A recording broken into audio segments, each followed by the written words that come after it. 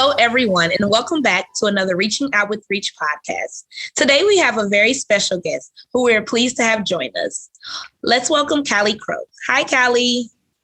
Hi there. How are you tonight? Good. How are you? I'm great. Good. Thank you for being on today. Thank you for having me. Oh, no problem at all. So Callie is currently a paramedic with Texas EMS serving all of Hood County. She instructs first aid, EMR, EMT, and CPR classes at the training division in Crowley and for interested communities, organizations, and individuals. In 2020, after losing her son, Drew, to a fentanyl overdose, Callie founded a nonprofit called Drew's 27 Chains, D27C. This organization focuses on opioid addiction. Narcan, an opioid blocking medication, is an important tool in this endeavor, saving lives and giving opportunities for recovery. Callie educates and distributes Narcan in three major ways.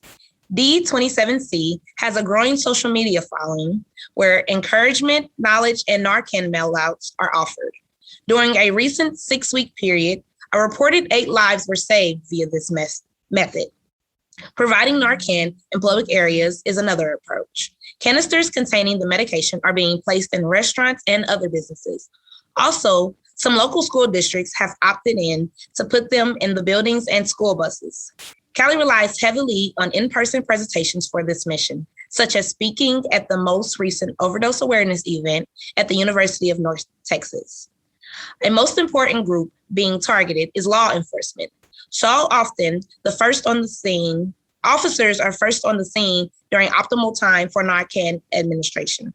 She has spoken to hundreds of officers and continues to schedule departments for her presentation. Callie will spend the rest of her life dedicated to her mission of overdose awareness, Narcan training, and saving lives. Today, Callie is going to educate us on the importance of Narcan use, overdose awareness, and give us more information on her wonderful nonprofit she has. So for starters, we're just going to jump right into the questions. Can you tell us more about Drew's 27 Chains? Absolutely. So Drew's 27 Chains I established last year after the loss of my son, Drew, in June. And so what my organization focuses on is overdose awareness in general, Narcan administration, proper use of Narcan. And then I also touch on a lot of stigma that's associated with addiction or substance use disorder. So right now I'm focusing on law enforcement agencies. I'm a one-man band, and so that's where my focus is currently. I'm hoping to educate every law enforcement officer in the state of Texas as far as the appropriate use of Narcan. There's a reason for that. There's a reason behind that. There's a few reasons, actually. So one of those reasons is that the night of Drew's overdose, there was an officer that arrived on scene first, which is pretty typical in a 911 situation when the call comes out as an unknown situation. So they don't know what's happening. They'll send a law enforcement officer out there first and secure the scene for any additional personnel that they need, such as EMS. The officer that arrived on scene, he was actually carrying Narcan, and for whatever reason, he did not administer his Narcan. And so there were several reasons, that kind of floated around in my head about, why didn't he that day? What was keeping him? What was the hesitation about administering the Narcan? Right. And I came up with several, but the biggest one was I feel like ineffective training was probably a huge reason for that. Being a paramedic and being in this field for over 20 years, I know how the new policies, procedures, and equipment goes. A lot of times we're handed things and told to watch a video that maybe lasts 4 or 5 minutes, and then we're expected to basically be proficient at this. And unfortunately, that's not something that can happen with Narcan. Right. So even though it's a very easy drug to administer, there's some things that you need to know and how to recognize opioid overdoses. All right. Wow. Okay. So can you tell us more, tell us the importance of Narcan use and how, for people who may not know what Narcan is? Sure. So Narcan is a prescription medication, but in 2015, the state of Texas, the Senate passed a bill 1462, allowing anyone in the state of Texas to have access to Narcan without a prescription. So it's a standing order. So it's still a prescription drug, but anyone in the state of Texas can walk into a pharmacy and obtain Narcan.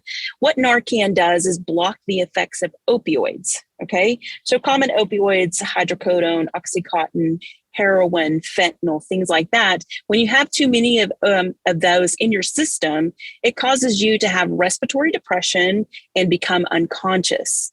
What Narcan does is go in and block the effects of that drug. So it's amazing. It's a spray, a nasal spray. It comes in several different forms, but I'm going to be speaking about the nasal spray. That is what is available to the general public. Okay. So for people who may know or may think they know like about Narcan, can you give us some myths about it?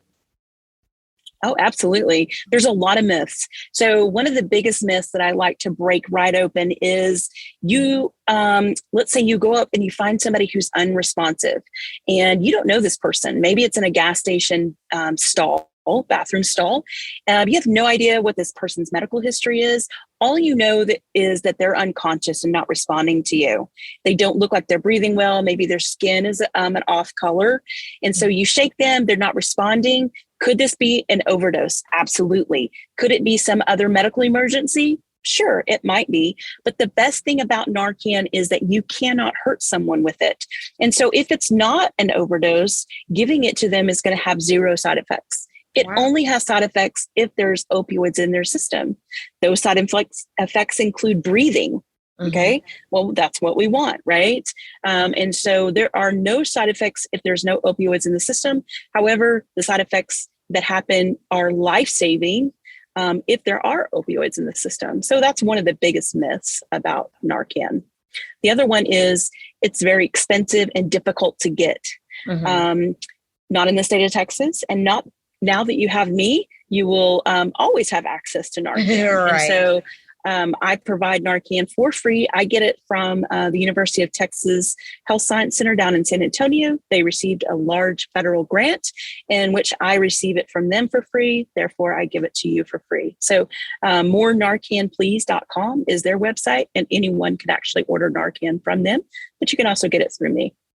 Wow, that's funny you say that, because we went to a convention in September, a conference, and they gave us Narcan in our bags, and it was in San Antonio. Awesome. Yep. Perfect. That's probably why. There you go. Right. That's great. So it makes sense.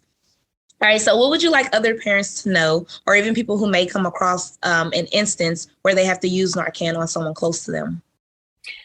So the best thing to do, and when we're in emergency situations, it's really easy to kind of lose our cool. But one of the reasons people lose their cool is because they feel very helpless and they don't know what to do. But getting this education about someone who's unresponsive, it's very similar to learning CPR.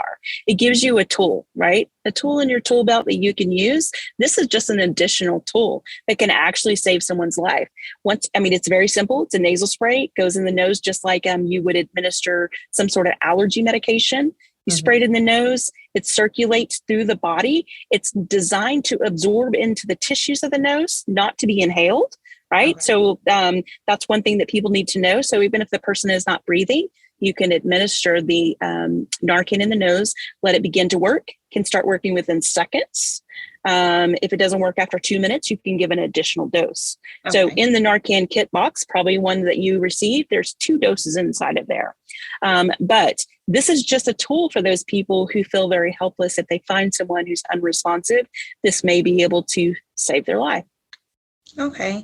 And another question came to my mind. So how long before someone is like unresponsive, can you give it to them? Or say they've been unresponsive for an hour, will the Narcan still work? Yes, ma'am. So as long as the person has a pulse, it will still work. Okay. Even if it doesn't have a pulse, you can administer it in their nose and begin CPR. And what that does is circulate Narcan through their body and it begins to work. Okay. So there is no real time frame. If someone's unconscious, you can administer it. Don't worry about the time frame part of it. But again, you have to look out for the symptoms. The reasons to give Narcan would be unresponsiveness. Okay, so the person needs to be unresponsive. That's one of the indications that this is an opioid overdose emergency. Wow, that's wonderful. You can actually save lives with this. Absolutely. So what are some locations that you offer training, and how can trainings be scheduled? Yeah, great question. So I do trainings all over the United States. I'm primarily focused in Texas because my nonprofit is established here. And I have been zigzagging all over the state of Texas, which is amazing. There's no complaints from me whatsoever. So I go anywhere. Anyone that's interested and willing to learn, I'm there for you. And how they schedule that is they email me, drews27chains@gmail.com, and let me know, hey, I would like some education about this. Maybe it's just you and your family, and we could do something small. If it is a large organization, such as a church or a school, maybe a police department, a fire department, first responders, whatever, then we can schedule that. I have a calendar link that I'll send you via email. You can look at the available days. It's a 1-hour presentation, very quick. And then I'm also, depending on the size of the department or how many Narcan kits that you need, I'm able to supply you with that Narcan. If not, we can always order it and you will be able to get it soon.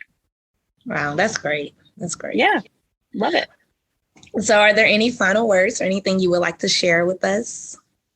So I just want to talk and touch on addiction real quick. Okay. Drew, there's a lot of stigma associated with substance use disorder. So a lot of people think that, and me including in that group, before Drew died and before I really understood addiction, I've never done a drug in my life, never smoked pot. I don't drink, I don't smoke. My children were never exposed to that kind of thing. And so in my mind, somehow I believed that, oh, my children will be exempt from this. They won't become addicts.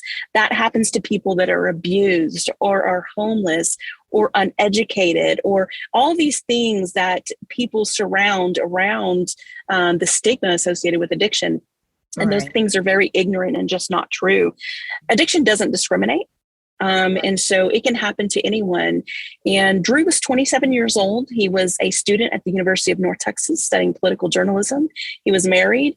He was 6'4". He appeared very healthy on the outside. He was very functional. He was very articulate and could talk to anyone, which is one of the reasons why he went into journalism in the beginning.